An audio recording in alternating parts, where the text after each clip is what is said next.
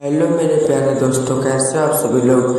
आशा करता हूँ आप सभी लोग स्वस्थ होंगे और स्वागत है आप सभी का हमारे इस कक्षा 12 की फिजिक्स की पहली क्लास में।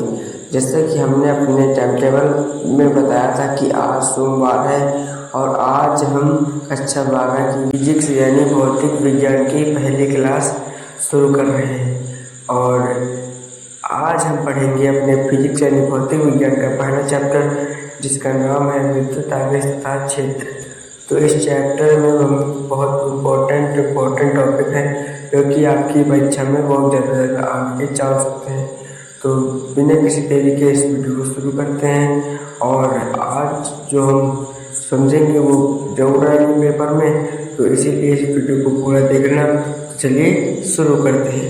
तो सबसे पहले एक सवाल आता है कि विद्युत आवेश धनात्मक और ऋणात्मक दो प्रकार के होते हैं। मैटर में छोटे छोटे पार्टिकल्स यानी उनके छोटे अणुओं से मिलकर बना होता है।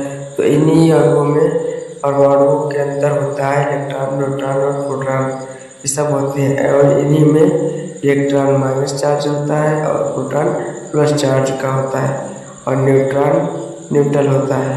तो इसी पॉजिटिव, निगेटिव, ऋणात्मक के गुण की वजह से उनके पर आवेश आता है। इस आवेश को हम क्यू तथा छोटे क्यू बड़े क्यू से इसे प्रदर्शित करते हैं और इसका असाई मात्रक होता है कूलाम। तो ये जो आवेश होता है इसके प्रकार कितने होते हैं, तो अब हम जान लेते हैं। एक दो प्रकार का होता है, यानी कि धनात्मक आवेश, नंबर 2 ऋणात्मक आवेश। और अगर किसी वस्तु में इलेक्ट्रॉन की कमी हो जाए तो उसमें पॉजिटिव चार्ज यानी धनात्मक आवेश हो जाता है। यदि किसी वस्तु में इलेक्ट्रॉन अधिक हो जाए तो वह निगेटिव चार्ज यानी माइनस वाला हो जाता है। हम आवेशों के मध्य एक अच्छे गुण को पढ़ने वाले हैं, जिसमें अंदर यदि कोई चार्ज प्लस का है और माइनस का है तो ये प्रतिकर्षण करेंगे, यानी कि अपनी ओर आकर्षित करेंगे। प्रतिकर्षण कहा मैंने। और अगर जो असमान जो इसके होंगे तो आकर्षित हो जाएंगे।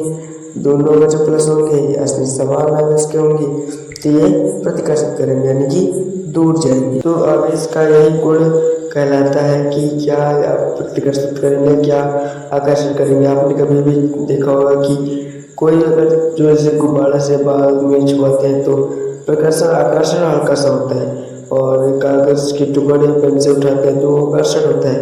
तो बस इसी प्रकार के गुणों को हम आवेश के अंदर रखते हैं, प्लस प्लस माइनस माइनस वाले में। समान अगर जो चिन्ह होंगे तो प्रतिकर्षण करेंगे, असमान होंगे तो आकर्षण करेंगे।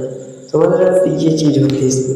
तो यही तो चीज़ एक ट्रैक्टर होता है, इसे हमें याद करना होता है। याद कर लेंगे तो हमें क्वेश्चन करने में आसानी हो जाएगी। तो अब दूसरा टॉपिक है कि आवेश का क्वांटीकरण। इसका मतलब है चार्ज यानी आवेश की कुछ वैल्यू नहीं होती, यानी कि बल्कि इसकी जो तत्व इसके अंदर चार्ज होता है और इसके अंदर में जो गुण पाए जाते हैं ये अलग अलग होते हैं। इसका फॉर्मूला क्या होता है, क्यू बराबर यानी जहाँ क्यू पूरा आवेश है और एन है इसका संख्या कितनी होगी, ई है दोबारा उसके पर विद्युत आवेश कितना होता है, और इलेक्ट्रॉन पर आवेश होता है किसमें 6 तो 10⁻⁻⁻⁰ कूलाम। तो इसलिए अगर हम किसी बॉडी पर चार्ज है यानी किसी चीज़ पर चार्ज है तो उसे हम इस रिलेशन की मदद से व्यक्त कर सकते हैं। कौन सा रिलेशन, क्यू बराबर यानी। यह फॉर्मूला न्यूमेरिकल क्वेश्चन में बहुत काम आता है, तो इसे आप लोग याद रखना। अब अगला टॉपिक है कन्वर्जन ऑफ इलेक्ट्रिक चार्ज। इसका मतलब है जो इलेक्ट्रॉनिक चार्ज होता है यानी आवेश न ही उत्पन्न किया जा सकता है न ही इसे नष्ट किया जा सकता है। तो ये जो होता है ना इलेक्ट्रॉन, इसे न ही नष्ट किया जा सकता है, उत्पन्न किया जा सकता है। यदि हम दो बॉडी को साथ में रखें, दो वस्तु को साथ में रखें, एक बॉडी में इलेक्ट्रॉन और दूसरी बॉडी में चले जाते हैं, तो पहली बॉडी पर यदि प्लस चार्ज है और दूसरी बॉडी पर माइनस चार्ज है तो उसके चार्ज में आ जाएंगे, लेकिन पूरे सिस्टम का टोटल चार्ज कन्वर्जन के कारण सेम ही रहेगा। ये नहीं कि इसमें अलग हो गया इसमें अलग तो हो गया, लेकिन अगर दोनों को जोड़ा जाएगा तो सेम ही निकलेगा जैसे कि पहले था। तो इसी को ही law of the conversion of the charge कहते हैं, यानी आवेश का नहीं नष्ट नहीं निर्माण किया जा सकता है। तो अब मोस्ट इम्पोर्टेंट टॉपिक पर आते हैं, कूलॉम का नियम।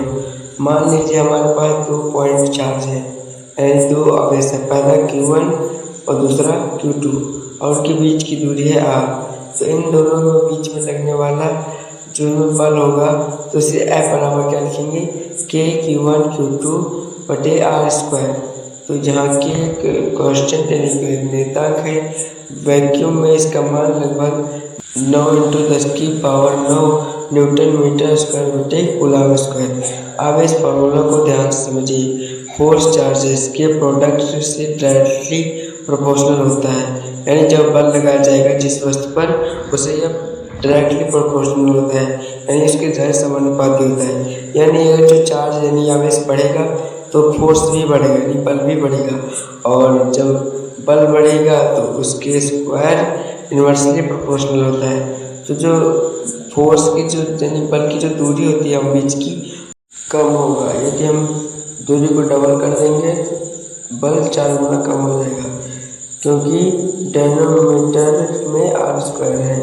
अब मेरे प्यारे दोस्तों, एक और मोस्ट इम्पोर्टेंट टॉपिक पढ़ लेते हैं, जिसमें हमें पढ़ना है विद्युत क्षेत्र के बारे में। यदि किसी आवेशित वस्तु के आसपास कोई, यदि उसके आसपास कोई ऐसा बल आकर्षण बल दिखता तो नहीं है, बट ऐसा महसूस होता हो कि कोई चीज़ किसी वस्तु को अपनी ओर आकर्षित कर रही है, तो उसमें जो बल लगता है उसे विद्युत क्षेत्र कहते हैं। तो इस क्षेत्र में जितने भी क्षेत्र तक बल है, जैसे चुंबक को रख दे एक जगह पर तो कितनी दूर तक चीज़ों को खींच लेता है, तो इसे विद्युत क्षेत्र कहते हैं। उतने क्षेत्र में कोई वस्तु रखोगे तो वह खींच लेगा, तो इसे ही हम विद्युत क्षेत्र कहते हैं, और इसे E से प्रदर्शित करते हैं। और इसका अगर सूत्र होता है तो E बराबर F/Q।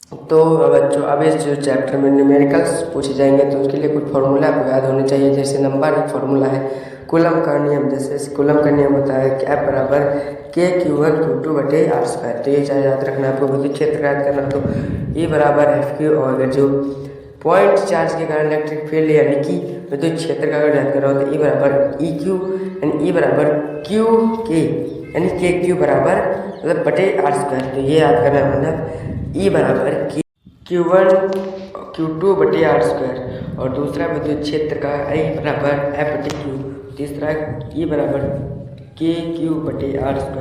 तो ये 3-4 फॉर्मूले हैं जो कि आपको याद करने पड़ेंगे पेपर के लिए। तो आज हमने समझ लिया इस चैप्टर। यदि आपको यह चैप्टर समझ में आता, लाइक कर देना और चैनल अपना सब्सक्राइब कर देना, और आज कमेंट में सबको लिखना फिजिक्स चैप्टर 1 डन, है ना। तो लिखना आप सभी लोग, मैं आपके कमेंट को रीड करूँगा, ठीक। और अगली क्लास में हम इस चैप्टर को आगे पढ़ाएंगे, यानी कि कुछ न्यूमेरिकल्स से बता देंगे, आप लोग कर लेना, तो वो भी पेपर में आने के चांस रहते हैं। और आज जो हमें समझा है, और ऐसी पढ़ाई के लिए आप लोग चैनल को सब्सक्राइब करना मत भूलना।